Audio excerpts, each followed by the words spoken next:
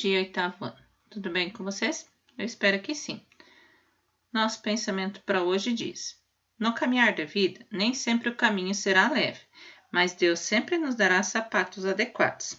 Que assim seja. Pessoal, na semana passada, nós trabalhamos a Revolução Francesa, uma parte da Revolução Francesa. Hoje, a segunda parte da Revolução Francesa. Então, continuamos lá no capítulo 6 e essa semana estudando lá as páginas 119 e a página 135. O professor separou algumas coisinhas aí para repassar para vocês. A radicalização da Revolução. Na aula passada, eu encerrei o nosso vídeo falando sobre a fuga do rei e que ele acaba sendo reconhecido e o pessoal exige que ele retorne para a França. A população cada vez fica mais revoltada, não tem... A monarquia está chegando ao seu fim, né?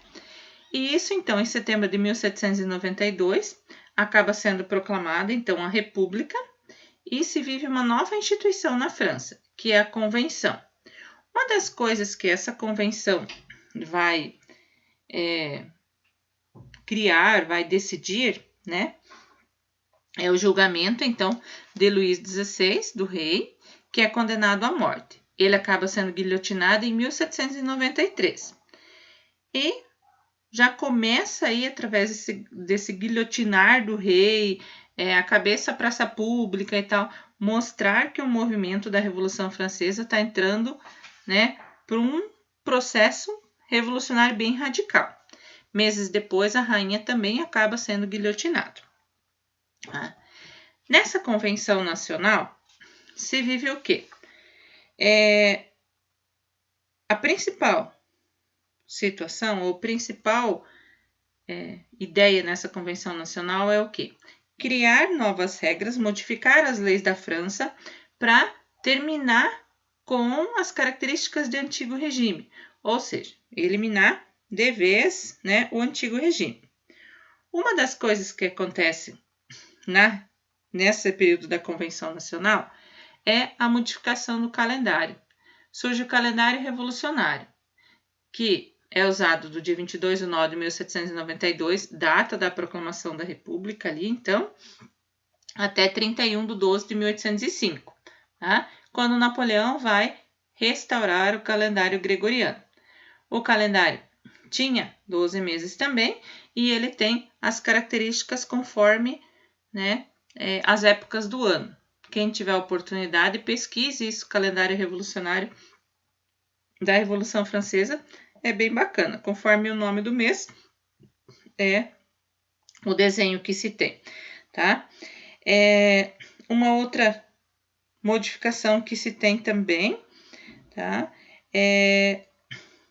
O clero, a igreja acaba perdendo, né, a influência política que ela tinha, tá? Se separa aí, né, as relações do clero com a igreja, a separação da religião com o Estado, tá?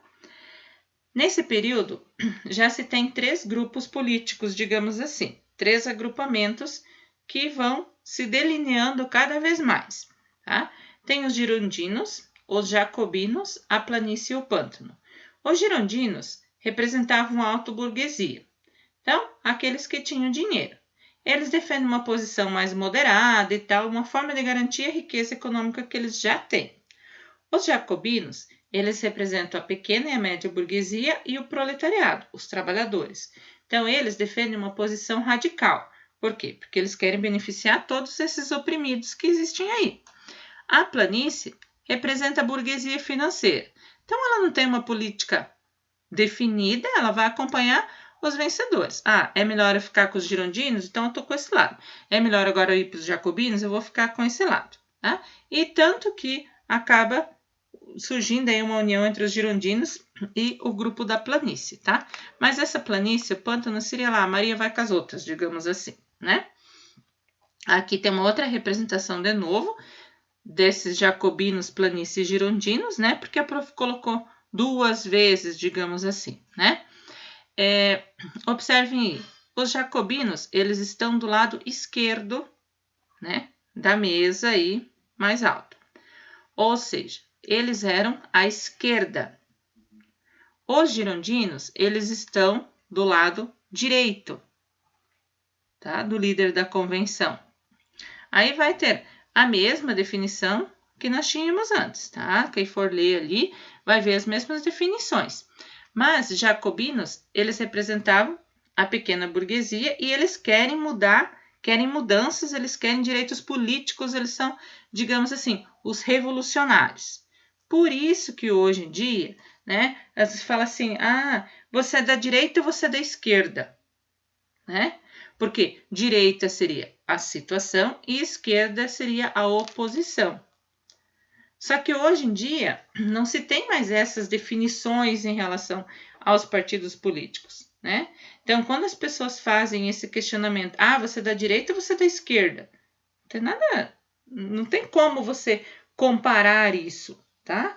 Isso é uma característica lá que era comum eles se sentarem, quem era contrário à esquerda, quem era favorável à direita, e isso foi se trazendo dentro da história a partir da Revolução Francesa.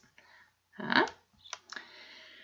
A partir dessa convenção, então, né, desses problemas aí, a convenção, né, acaba sendo dominada aí pelo grupo dos girondinos, que tinham medo das ideias bem radicais dos jacobinos, né? Eles não conseguem controlar a situação e os jacobinos acabam tomando o poder.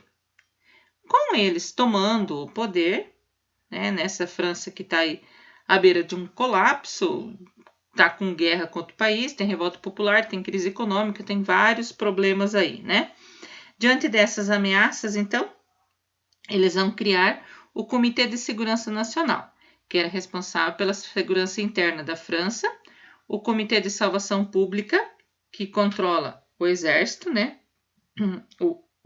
Digamos assim, a parte externa também, e o Tribunal Revolucionário, que servia para julgar e perceber quem eram os traidores da Revolução. Tá? Quem estava nesse controle era o Robespierre, que comandava esse tribunal revolucionário e passou a utilizar um instrumento de perseguição a qualquer opositor político. Tá?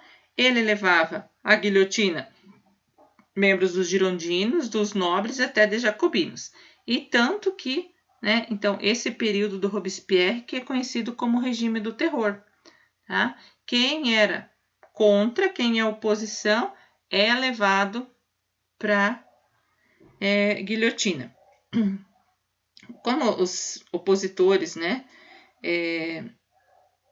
acabam, como é que eu vou dizer, tendo também conflitos, digamos assim, né, tendo pressões aí, né, Robespierre é pressionado também, e daí ele começa a pôr em prática algumas coisinhas, digamos assim, para tentar agradar as pessoas, né? Então, essa redistribuição parcial da propriedade, né? Distribuição de terras aos camponeses pobres, ele vai confiscar as terras das pessoas mais ricas, ele vai fazer essa lei de amparo social, que seria uma fixação de preços, ele vai abolir a escravidão nas colônias francesas, então ele vai fazer algumas coisinhas aí para agradar a população em si, tá? Mas com todas essas ideias, esse terror, que a prof trouxe a imagem, né? O símbolo do período do terror, então, a guilhotina. Tá? Com todo esse terror que ele vai implantar aí, né? Ele acaba desagradando a alta burguesia e ele acaba perdendo boa parte do apoio que ele tem, tá? E acaba, né, agravando mais a crise econômica, vai perdendo cada vez mais aprovação por parte do povo, né? E aí os burgueses, temendo que os bens deles vão ser confiscados cada vez mais e tal, começam a liderar uma campanha contra o Robespierre. Derrubam ele do poder e ele próprio acaba sendo guilhotinado, tá? E a partir então de 1794 se tem a reação termidoriana, que é, na verdade, o retorno da alta burguesia ao poder, tá? É criada uma nova Constituição em 1795, é mantida a República como forma de governo, o voto censitário é restabelecido e o governo passa às mãos de um diretório, tá? Que é uma nova fase aí, né? É o próximo capítulo aí que a gente vai estar falando. Tá? Por que é reação termidoriana? Porque Robespierre foi preso no dia 9 do Termidor, segundo o calendário revolucionário. Tá? Então, por isso, uma reação termidoriana. Ok, galera? Para as atividades da semana, nós temos aí vocês fazerem a leitura do capítulo 6, releiam todo ele de novo, tá? Façam lá você, historiador, da página 127, e a atividade da semana é uma produção de texto. No anexo, vocês vão ter lá a informação de como que é essa produção de texto, ok? Vai estar bem explicadinho lá como vocês devem fazer. Para essa produção de texto, então, é importante a releitura de todo o capítulo sobre a Revolução Francesa. Ok, pessoal? Uma boa semana para vocês e até a próxima!